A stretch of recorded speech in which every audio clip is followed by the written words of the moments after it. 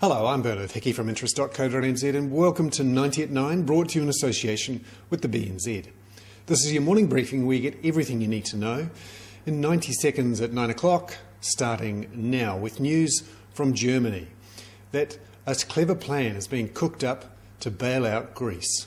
A bunch of state-owned German banks will in theory buy Greek debt to the tune of 25 billion euros. This would be guaranteed by the German government. This is all very clever because then the German taxpayers won't directly have to bail out the Greeks.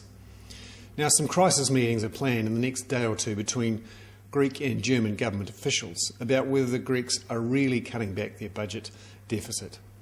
Because the key moment will come in the next couple of weeks. There's a March 16 deadline for Greece to convince the rest of Europe that it is serious about cutting its deficit, and it's due to sell a bunch of 10-year bonds.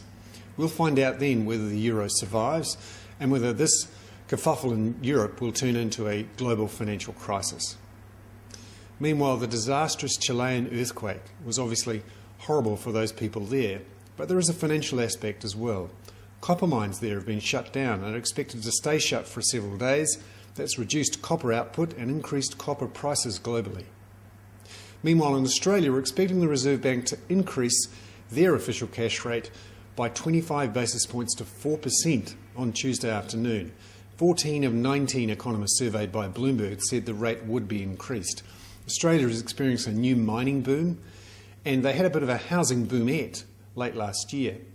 But against that, growth is slow in the rest of the world, and there is concern about rising interest rates in Australia and what that might do to many indebted families who have borrowed heavily to buy into housing.